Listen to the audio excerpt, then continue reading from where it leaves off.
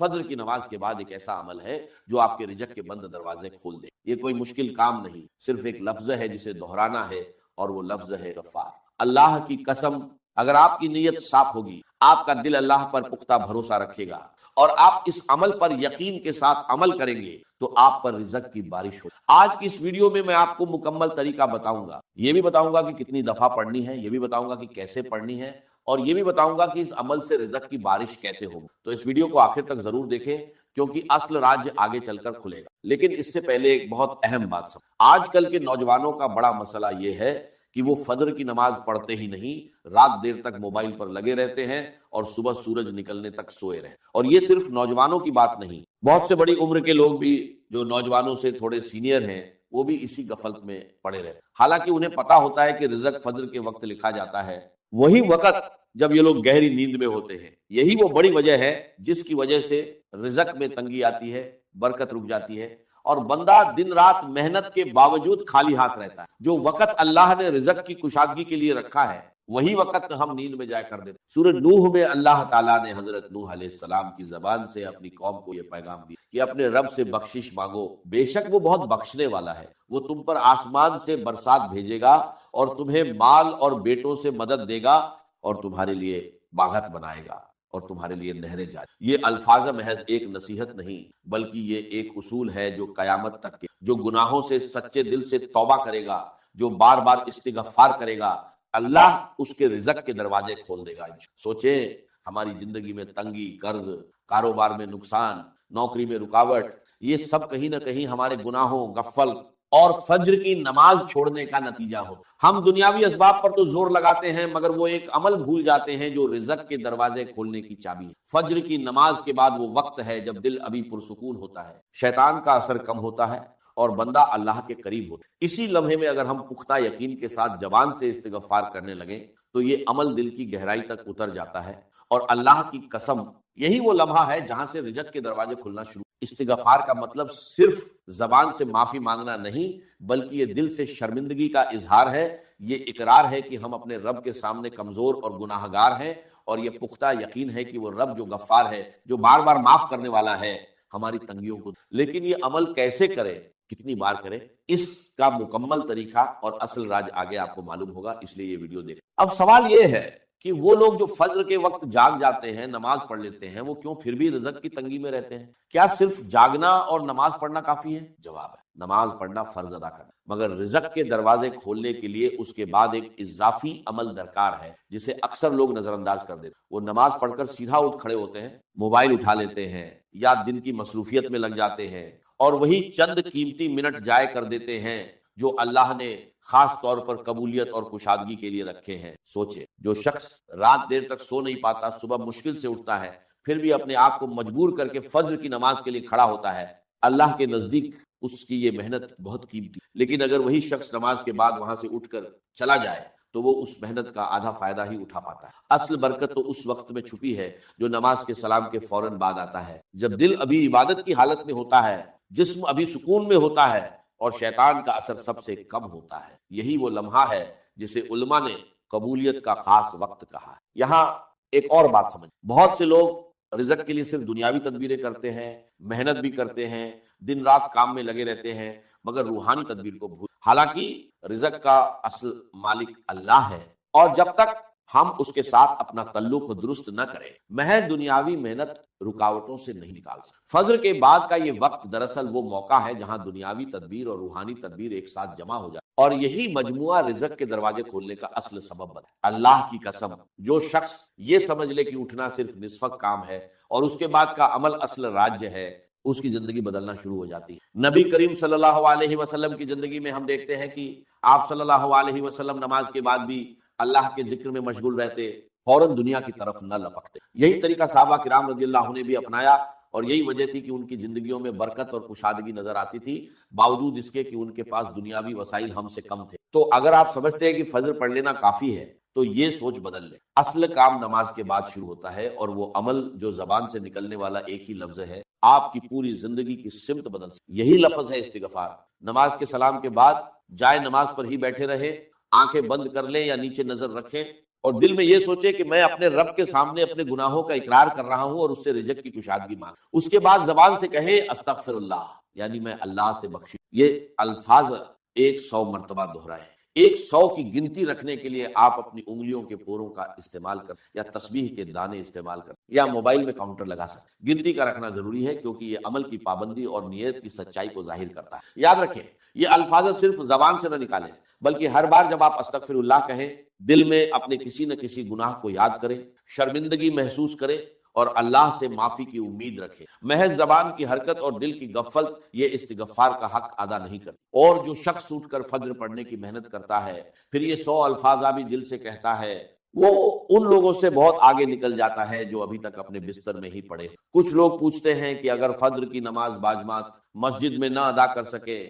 مثلاً خواتین گھر میں نماز پڑھتی ہیں، تو کیا یہ عمل ان کے لیے بھی ہے؟ جواب ہے بالکل، یہ عمل مرد و عورت، جوان و بوڑھا سب کے لیے یکساں ہے۔ اہم بات وقت کی پابندی، یعنی فجر کی نماز کے فوراً بعد، چاہے وہ نماز مسجد میں ہو یا گھر۔ اور اگر کسی دن نیند کی وجہ سے فجر کی نماز قضا ہو جائے تو شرمندہ ہو، نماز پڑھ کر فوراً استغفار شروع کر دے، کیونکہ اللہ کی رحمت اتنی وسیع ہے کہ وہ توبہ کرنے والے کو کبھی خالی نہیں لوٹاتا، مگر کوشش یہی ہو کہ روزانہ وقت پر اٹھیں، کیونکہ برکت اسی پابندی میں چھپی ہے۔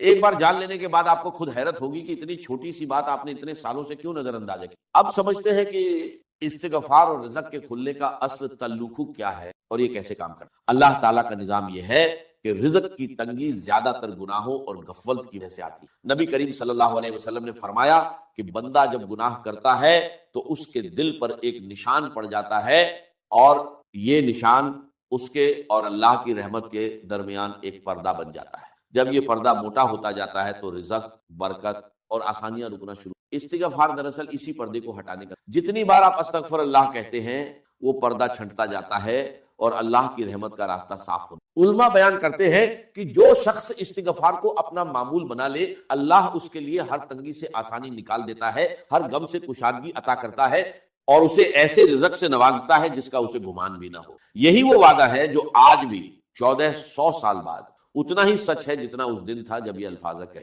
رزق کا معاملہ صرف محنت اور اسباب کا نہیں بلکہ اس کے ساتھ دل کی حالت، گناہوں سے پاکی اور اللہ سے تعلق کا بھی ہے۔ اب سوال یہ ہے کہ رزق کھلنے کی نشانیاں۔ سب سے پہلی نشانی یہ ہے کہ جو کام مہینوں سے رکا ہوا تھا اچانک ایک راستہ۔ دوسری نشانی یہ ہے کہ دل میں غیر متوقع کے سکون آ جاتا۔ پیسوں کی کمی ہونے کے باوجود پریشانی کم ہو جاتی ہے کیونکہ اللہ دل کو یقین اور کنات سے بھر دے۔ تیسری نشانی یہ ہے کہ کہیں سے ایسی مدد آ جاتی ہے جس کی امید بھی نہیں، کوئی رشتہ دار، کوئی موقع، کوئی نیا راستہ جو پہلے نظر نہیں آ رہا۔ چوتھی نشانی یہ ہے کہ خرچ کرنے کے باوجود پیسہ کم نہیں ہوتا بلکہ برکت کے ساتھ بڑھتا ہے۔ یہ سب اللہ کے کھولے ہوئے رزق کے دروازوں کی علامات ہیں، اور جو شخص باقاعدگی سے یہ عمل کرتا ہے وہ خود اپنی زندگی میں یہ تبدیلیاں محسوس کرنے لگتا ہے۔ بہت سے لوگ پوچھتے ہیں کہ کتنے دن میں اثر نظر آنا شروع ہوتا ہے۔ سچی بات یہ ہے کہ اس کی کوئی مقررہ مدت نہیں، کیونکہ یہ اللہ کی حکمت پر منحصر ہے، نہ کہ ہماری جلد بازی پر۔ کچھ لوگوں کو چند دنوں میں ہی کشادگی نظر آنے لگتی ہے اور کچھ کو ہفتوں یا مہینوں کا وقت لگتا ہے، مگر جو شخص مستقل مزاجی سے پختہ یقین کے ساتھ یہ عمل جاری رکھتا ہے، اللہ کی قسم وہ کبھی خالی ہاتھ نہیں رہتا۔ اصل امتحان یہی ہے کہ کیا آپ چند دن کوشش کر کے چھوڑ دیں گے یا اسے اپنی زندگی کا مستقل معمول بنائیں گے۔ جو لوگ صبر کے ساتھ اس پر جمے رہتے ہیں وہی لوگ ہیں جن کی زندگی میں اللہ حیرت انگیز تبدیلیاں لاتا ہے۔ یہاں ایک بات اور سمجھ، بعض لوگ چند دن استغفار کرتے ہیں، نتیجہ فوراً نہ دیکھ کر مایوس ہو جاتے ہیں اور چھوڑ دیتے ہیں۔ یہی سب سے بڑی غلطی ہے۔ اللہ کے یہاں دیر ہو سکتی ہے، اندھیر کبھی نہیں۔ جو دل صبر کے ساتھ جمع رہتا ہے وہی دل آخر میں رزق کی کشادگی۔ اسی لیے یہ سمجھ لے کہ استغفار محض ایک وقتی عمل نہیں بلکہ یہ ایک زندگی بھر کا رشتہ ہے جو آپ اپنے رب سے جوڑ رہے ہیں۔ جتنا یہ رشتہ مضبوط ہوگا اتنی ہی رزق کی راہیں کھلتی جائیں گی اور جتنی غفلت بڑھے گی اتنی ہی تنگی لوٹ آئے گی۔ اسی لیے فجر کے بعد کا یہ چند منٹ کا عمل دراصل آپ کی پوری زندگی کی سمت۔ بہت سے لوگ یہ عمل شروع تو کرتے ہیں مگر چند دن بعد رکاوٹیں آنے لگتی۔ سب سے پہلی رکاوٹ یہ ہے کہ آنکھ ہی نہیں کھلتی۔ اس کا حل یہ ہے کہ رات سونے سے پہلے وضو کر کے سوئیں، الارم کچھ فاصلے پر رکھیں تاکہ اٹھ کر بند کرنا پڑے، اور سوتے وقت دل میں نیت کریں کہ اللہ کے لیے اٹھنا ہے۔ جو شخص نیت کے ساتھ سوتا ہے اللہ اکثر خود اسے وقت پر بیدار کر دیتا ہے۔ دوسری رکاوٹ یہ ہے کہ نماز تو پڑھ لیتے ہیں مگر استغفار بھول جاتے ہیں، جلدی میں کام پر نکل جاتے ہیں۔ اس کا حل یہ ہے کہ تسبیح یا موبائل کاؤنٹر جائے نماز کے پاس ہی رکھ دیں تاکہ نظر پڑتے ہی یاد آ جائے. چھوٹی سی یاد دہانی بڑی غفلت سے بچا لیتی. تیسری رکاوٹ صبر کی کمی ہے. کچھ دن پڑھ کر جب فوری نتیجہ نہ آئے تو دل مایوس ہونے لگتا ہے. یاد رکھیں بیج بونے کے بعد فصل اسی رات نہیں آتی، وقت لگتا ہے. ایک بھائی نے یہ عمل مستقل 3 ہفتے کیا. کاروبار میں سخت مندی تھی، قرض بڑھ رہا تھا. تیسرے ہفتے کے آخر میں ایک پرانا گاہک واپس آیا اور ایسا آرڈر دیا جس نے سارا قرض چکا دیا. یہ کوئی جادو نہیں تھا بلکہ وہی اصول تھا جو اللہ نے خود بتایا، صبر کے ساتھ استغفار جاری رکھنا. چوتھی رکاوٹ یہ سوچ ہے کہ میں تو بہت گناہ گار ہوں، میری دعا کیسے قبول ہوگی. یہی سوچ شیطان کا سب سے بڑا حربہ ہے. جتنا زیادہ گناہ گار انسان اتنی ہی زیادہ اسے استغفار کی ضرورت ہے، اور اللہ کی رحمت گناہوں سے کہیں. میں راستے سے گزر رہا تھا، دل بھاری تھا، قدم بوجھل تھے اور زندگی جیسے ہر طرف سے بند ہوتی جا رہی تھی. تبھی اچانک میری نظر ایک نیک اللہ والی بزرگ عورت پر پڑی. ان کے چہرے پر سکون تھا، آنکھوں میں رحمت تھی. انہوں نے مجھے دیکھا اور پکارا، بیٹا تو پریشان لگ رہا ہے، کیا مسئلہ ہے تیرا؟ میں نے ٹوٹی ہوئی آواز میں کہا، اماں جی میں بہت بڑی مشکل میں ہوں. قرضہ ہے، غریبی ہے، فقیری ہے، لاچاری ہے، کوئی راستہ نظر نہیں آتا. 232. انہوں نے مجھے اپنے پاس بٹھایا، پیار سے کہا، بیٹا آج تجھے میں ایسے 2 کلمات بتاؤں گی جو اللہ کو راضی کرنے والے ہیں. اگر تو نے یقین کے ساتھ انہیں پڑھ لیا تو تیری تقدیر بدل جائے گی. پھر انہوں نے کہا، پہلا الف لام میم اور اس کے ساتھ ایک خفیہ جملہ شامل کرنا، بس 11 بار پڑھ لینا. اگر 11 منٹ کے اندر اللہ کی مدد تیرے گھر اور تیری زندگی میں نہ آئے تو پھر آ کر مجھے کہہ دینا. میرے دوستوں وہ کوئی عام عورت نہیں تھی. لوگ کہتے تھے جسے بھی وہ وظیفہ دیتی ہے وہ کامیاب ہو جاتا ہے، اور یقین مانیے میں نے اس سے یہ عمل مانگا بھی نہیں تھا. میں تو بس اپنے راستے جا رہا تھا، مگر اللہ کو شاید میری حالت پر رحم آ گیا اور اسی کے ذریعے یہ خزانہ مجھے مل گیا. میں نے اسی وقت اپنا مسئلہ اسے بتایا. اس نے کہا، بیٹا مسئلہ کوئی بھی ہو یہ عمل اثر ضرور کرے گا. اور دوستو پہلے ہی دن اس عمل نے ایسا اثر دکھایا کہ لگ بھگ 60 شونیہ کا انتظام اللہ کی طرف سے ہوا. میں قسم کھا کر کہتا ہوں یہ کوئی جھوٹ نہیں ہے، لیکن بات یہی ختم نہیں ہوئی. اسی شام میں نے اس عمل کو دوبارہ پڑھا اور یقین کریں لگ بھگ 5 لاکھ کا ایسا غیبی انتظام ہوا کہ انسانی عقل دنگ رہ جائے. میرے دوستوں میں نے یہ عمل اپنے تک نہیں رکھا، میں نے ہر اس غریب بیمار لاچار انسان کو بتایا جو میرے پاس آیا، چاہے وہ واٹس ایپ پر میسج ہو یا سامنے آ کر روتا ہوا انسان. میں نے کہا میں یہ نعمت چھپاؤں گا نہیں. پچھلے 7 مہینوں سے میں روز یہ عمل پڑھ رہا ہوں اور ہر دن اللہ کی مدد اپنی زندگی میں دیکھ رہا ہوں. اور یقین کریں یہ عمل ڈوبتی کشتی کو کنارے لگا دیتا ہے، یہ عمل فقیروں کو بادشاہ بنا دیتا ہے. اب میں آپ کے سامنے الف لام میم کا وہ خفیہ عمل، وہ خفیہ تسبیح، وہ راج پیش کرنے جا رہا ہوں جسے سننے کے بعد آپ کہیں گے، اے مولوی اللہ تیرا بھلا کرے، ہم تو در در کی ٹھوکریں کھا رہے تھے، لوگوں کے آگے ہاتھ پھیلا رہے تھے، مگر اس عمل نے ہمیں ایک ہی دن میں فقیر سے بادشاہ بنا دیا. کل ہی میں نے لگ بھگ 7-8 بہنوں اور بھائیوں کو یہ عمل بتایا جو روتے ہوئے آئے تھے. اور دوستوں کوئی 15 منٹ میں، کوئی 1 گھنٹے میں، کوئی 1.5 گھنٹے میں اللہ کی غیبی مدد سے ان کی زندگی بدل گئی. ایک بہن دوپہر قریب 2:30 بجے روتی ہوئی میرے پاس آئی، کہنے لگی گھر میں فاقے ہیں، بیماریاں ہیں، شوہر چھوڑ کر چلا گیا ہے، قرضہ ہے، کرائے کا مکان ہے. اس نے ایک ساتھ 5 بڑے مسئلے بتائے. میں نے اس سے کہا اگر تو شام سے پہلے 11 بار یہ عمل پڑھ لے تو اللہ تیری مدد کرے گا. مجھے یقین تھا یہ عمل جلدی اثر کرتا ہے، اور ہوا بھی ایسا ہی. دوستو اس کا شوہر جو اسے چھوڑ گیا تھا واپس آ گیا، قرض معاف ہو گیا، اسے اپنا گھر مل گیا، اور وہ خود کہنے لگی میں شام سے پہلے 15 لاکھ نقد اور اپنے گھر کی مالک بن گئی. میرے دوستو یہ کوئی کہانی نہیں، ایک سچا واقعہ ہے. یہ عمل ایک 100% اثر والا بتایا جاتا ہے، لیکن اصل چیز ہے آپ کا یقین. اگر تم غفلت میں اس موقع کو کھو دو گے تو یہ تمہارا نقصان ہوگا.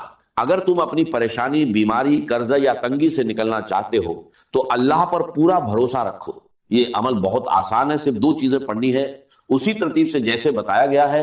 الف لام میم تم نے پہلے بھی پڑھا ہوگا، لیکن آج اسے سمجھ اور یقین کے ساتھ پڑھنا ہے.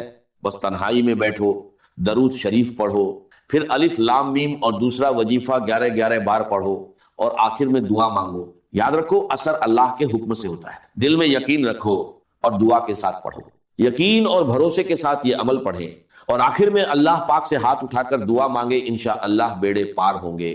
اب الف لام میم کو کس خفیہ ترتیب سے پڑھنا ہے اسے توجہ سے سمجھ لیجئے میرے دوستو۔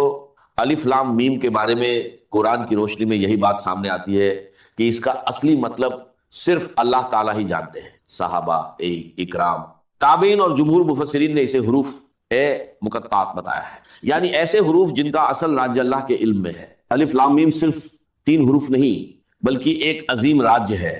جب مومن انہیں پڑھتا ہے تو اس کے دل میں یہ احساس پیدا ہوتا ہے کہ اصل مطلب اللہ ہی جانتا ہے، اور وہ اپنے رب کے علم کے سامنے سر جھکا دیتا ہے۔ اس کے بعد اللہ تعالیٰ فرماتے ہیں ذالک الکتاب لا ریب فیہ ھدی للمتقین، یعنی یہ وہ کتاب ہے جس میں کوئی شک نہیں اور یہ پرہیزگاروں کے لیے ہدایت ہے۔ مفسرین نے یہ بھی بیان کیا ہے کہ یہی عام عربی حروف ہیں، لیکن انہی سے اللہ نے ایسا عظیم قرآن نازل فرمایا جس کا مقابلہ کوئی انسان نہیں کرتا۔ لہٰذا جب بھی آپ الف لام میم پڑھے تو دل میں یہ احساس تازہ کرے کہ اس کا حقیقی مطلب اللہ ہی جانتا ہے۔ الف لام میم اللہ کے کلام کا عظیم راج ہے، یہ ہمیں اپنے رب کے علم اور عظمت کے سامنے جھکنا سکھاتا ہے۔ یہی ایمان کی خوبصورتی ہے کہ بندہ ہر اس چیز پر ایمان لاتا ہے جسے اللہ تعالیٰ نے نازل فرمایا، چاہے اس کی مکمل حقیقت اس کی سمجھ سے باہر ہو۔ اللہ تعالیٰ ہمیں قرآن مجید سے سچی محبت، اس پر عمل کرنے کی توفیق اور اس کے ظاہری و باطنی نور سے ہمارے دلوں کو منور کرنے کی توفیق عطا فرمائے، آمین ثم آمین۔ اب میں آپ کے سامنے میرے دوستوں پہلے وظیفے کی تعداد، ترتیب اور وہ خفیہ طریقہ بیان کروں گا، پھر دوسرا وظیفہ بھی اسی کے ساتھ آپ کو پڑھنے کے لیے دوں گا۔ یہ دونوں چیزیں آپ نے تنہائی میں بیٹھ کر ایک کے بعد ایک اسی جگہ پر بیٹھ کر پڑھنی ہے۔ سب سے پہلے تنہائی میں بیٹھ کر عمل شروع کرنے سے پہلے ایک مرتبہ نبی ایک کریم رؤوف اور رحیم حضرت محمد مصطفیٰ صلی اللہ علیہ وسلم کی ذات مبارکہ پر درود پاک پڑھنا ہے۔ کوشش کریں کہ درود ابراہیمی پڑھ لیں، اگر درود ابراہیمی نہ پڑھ سکیں تو صلی اللہ علیہ وآلہ وسلم پڑھ لیں، صلی اللہ علی محمد پڑھ لیں۔ میرے غریبوں، کوئی سا بھی درود شریف پڑھ کر آپ نے اس طاقتور عمل کا آغاز کرنا ہے۔ اگر آپ میں سے کوئی بہن، بھائی، کوئی دکھیارا، کوئی پریشان، کوئی بے روزگار، کوئی بے اولاد درود شریف نہ بھی پڑھ سکے تو بھی اس عمل کو کسی حال میں نہ چھوڑے، ہر حال میں اسے ضرور پڑھے۔ یہ دکھی دلوں کا سہارا ہے، یہ غریبی اور پریشانی کو دور کرنے والا ہے، 1 گھنٹے کے چیلنج کے ساتھ اثر کرنے والا عمل ہے۔ اگر درود شریف نہ بھی آئے تو بس تنہائی میں بیٹھ جائیں، کسی بھی دن، پیر، منگل، بدھ، جمعرات، جمعہ، ہفتہ، اتوار، دن کی کوئی پابندی نہیں، صبح پڑھے، دوپہر پڑھے، شام پڑھے، وقت کی کوئی پابندی نہیں، جگہ کی بھی کوئی پابندی نہیں، گھر میں ہو، دکان میں ہو، دفتر میں ہو، مسجد میں ہو، کہیں بھی ہو، بس ایک بار یہ عمل پڑھ ڈالیں اور 1 گھنٹے میں معجزہ دیکھیں، پھر 2-4 گھنٹے بعد ایک بار یہ عمل دوبارہ کریں، پھر معجزہ دیکھیں۔ جتنا پڑھتے جائیں گے اتنے معجزات دیکھتے جائیں گے۔ دیکھیے، میں کوئی جھوٹے وعدے یا کہانیاں نہیں سنا رہا، میں آپ کو ایک ایسا عمل بتا رہا ہوں جو اللہ کو راضی کرنے والا ہے اور غیبی خزانوں کے دروازے کھولنے کا ذریعہ بن سکتا ہے۔ یہ ایک نیک عورت کا بتایا ہوا عمل ہے اور میرا یقین ہے کہ آپ نے ایسا عمل پہلے کبھی نہیں کیا ہوگا۔ میں یہ دعویٰ نہیں کرتا کہ ہر حال میں ایک جیسا نتیجہ ملے گا، لیکن سچے دل اور یقین کے ساتھ کیا جائے تو اللہ کی مدد ضرور آتی ہے۔ ایک گزارش ہے، اسے نیک نیت سے اپنے ضرورت مند بھائی بہنوں تک ضرور پہنچائیں تاکہ انہیں بھی فائدہ ہو اور آپ کو دعائیں ملیں۔ اب طریقہ بہت آسان ہے، تنہائی میں بیٹھ کر کسی بھی دن اور وقت پہلے درود شریف پڑھیں، پھر بسم اللہ کہہ کر عمل شروع کریں اور سب سے پہلے الف سے آغاز کریں۔ لام میم کو 11 بار کس خفیہ ترتیب سے پڑھنا ہے، اب اس بات کو غور سے سمجھ لیجئے۔ الف لام میم، الف لام میم، الف لام میم، اس انداز سے تو آپ بہت بار پڑھ چکے ہوں گے، لیکن آج آپ کو الف لام میم کو اس اللہ والی نیک عورت کی بتائی ہوئی خاص ترتیب سے پڑھنا ہے جو 100% اثر رکھتی ہے۔ اب پہلے وظیفے کی پوری تفصیل، ترتیب اور تعداد سمجھ لی۔ دیکھیے، الف لام میم قرآن ایک کریم کے وہ مبارک حروف ہیں جنہیں پڑھتے ہی دل اللہ کی عظمت کے سامنے جھک جاتا ہے۔ سب سے اہم بات یہ ہے کہ الف لام میم کا حقیقی مطلب صرف اللہ تعالیٰ ہی جانتے ہیں، یہی عقیدہ جمہور مفسرین کا ہے۔ الف لام میم کا کیا مطلب ہے؟ اس کا قطعی اور یقینی مطلب اللہ تعالیٰ نے اپنی حکمت میں پوشیدہ رکھا ہے۔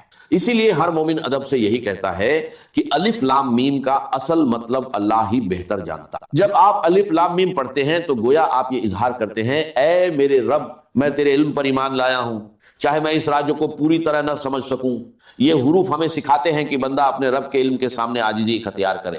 اہل علم نے فرمایا کہ الف لام میم حروف مقطعات میں سے ہے جو قرآن کے عظیم راجوں میں شمار ہوتے ہیں، اس لیے اس کا مکمل مطلب بیان کرنا درست نہیں، بلکہ یہی کہنا صحیح ہے کہ اس کا حقیقی مطلب اللہ ہی جانتے ہیں. جب بھی آپ الف لام میم پڑھیں دل میں یہ احساس تازہ کریں الف لام میم ایک ایسا راج جسے صرف اللہ جانتا ہے. الف لام میم اللہ کے علم کی عظمت، الف لام میم بندے کی عاجزی، الف لام میم رب کے ہر حکم پر ایمان.